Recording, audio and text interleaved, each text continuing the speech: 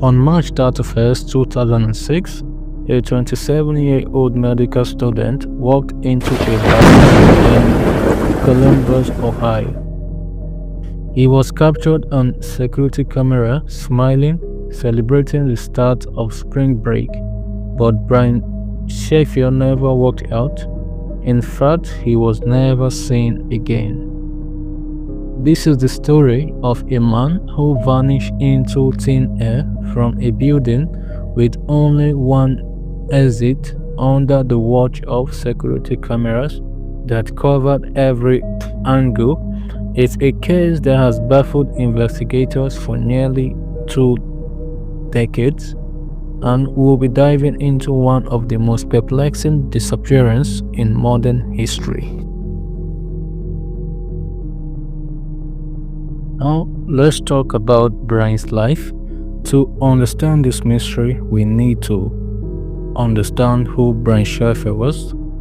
So, Brian wasn't just another college student, he was a second-year medical student at Ohio State University, described by everyone who knew him as intelligent, responsible, and kind. He had a bright future ahead of him, and he was deeply in love with his girlfriend, Alexis Wagner.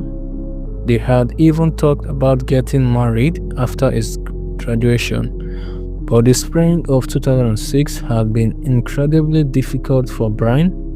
Just 2 weeks before his disappearance, his mother, Rain, had died suddenly from a rare bone marrow disorder. Brian was devastated. Those close to him said he was struggling to cope with the loss, but he was trying to stay strong and focus on his studies. On that Friday night, March 31st, Brian decided to go out with his friend William, Clint, Florence. They were going to blow off some steam before spring break, have a few drinks, and try to forget about the stress of medical school and recent tragedy. It was supposed to be a normal night out in the college district of Columbus. It would be anything but normal. The night of the disappearance, Brian and Clint started the evening around 9 p.m. by hopping through the Arena District and the Gateway Film Center area. Security footage shows them entering the Ugly Tuna Saloona, a popular bar located on the second floor of a building near the OSU campus at approximately 1:15 a.m. Now, here's where things get very important. The Ugly Tuna Saloona had only one public entrance and exit, accessed by an escalator from the ground floor, and this entrance was covered by security cameras.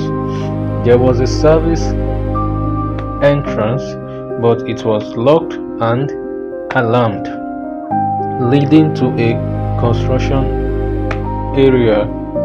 Essentially, there was no way in or out without being caught on camera.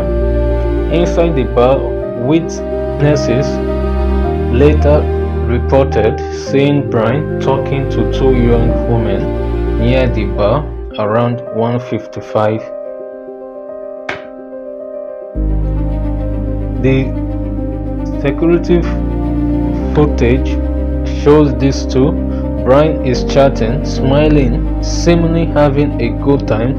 Then at precisely 2:01, the cameras capture Brian talking to 2 women outside the bar, just near the entrance. He's wearing a white t-shirt with a green and black design, light colored jeans, and a baseball cap worn backward. Then he turns and appears to re-enter the bar. That's the last time Brian Shaffer was ever seen at 2:01 on April 1st, 2006. Brian Shaffer disappeared.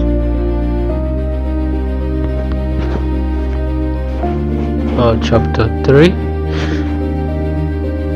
Over the years, various theories have emerged. Some believe Brian died by suicide, unable to cope with his mother's death, perhaps hiding somewhere in the building where his body was never found.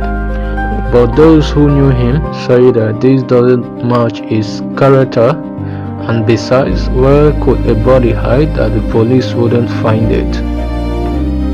Others speculate about foul play. Could someone have hurt Brian inside the bar or the building? But how would they have gotten his body out without being seen? The cameras covered the only exit. There's the theory that Brian initially disappeared, starting a new life somewhere else, but he left behind his girlfriend, his father, his friends, his medical degree, everything. He never accessed his bank account or used his social security number. If he did run away, he did it perfectly. One of the strangest aspects of this case involves Clint Florence, Brian's friend that night. Clint initially cooperated with police but later refused to take a polygraph test on the advice of his attorney. This raised suspicions among some investigators and the public, though being lawyer advised to decline a polygraph isn't inherently suspicious. Clint has never been named as a suspect, and there is no evidence he was involved. Detective Andre Edwards, who worked the case, says something chilling in an interview years later. I think Brian is deceased, and I think someone knows what happened to him. The real question is, will they ever tell?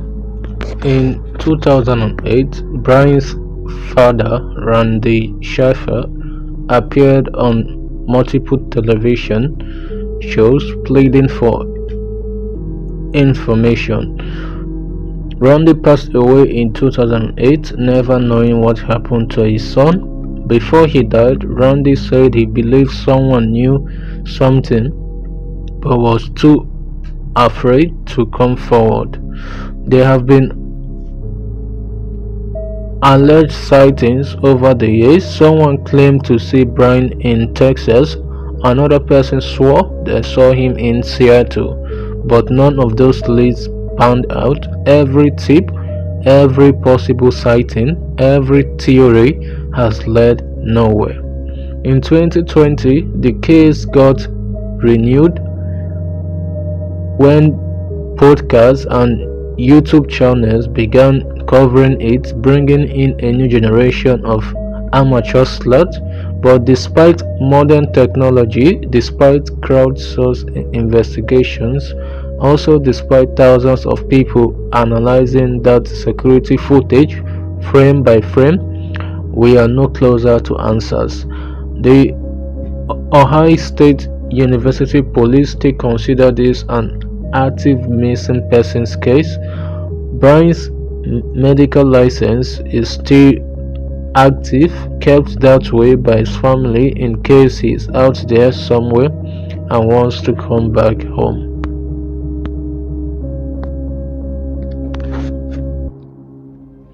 The disappearance of Brian Shaffer remains one of the most confounding mysteries in recent American history.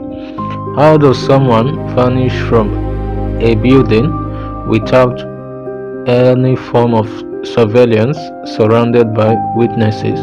How does someone leave behind everyone and everything they love without a single trace? Was it foul play? Was it a suicide, or a voluntary disappearance, or something else entirely that we haven't even considered?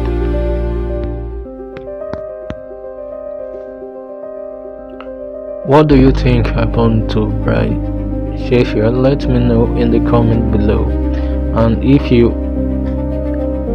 enjoyed this deep dive into an unsolved mystery, make sure to like this video and subscribe for more true crime content. Until next time, stay curious and stay safe.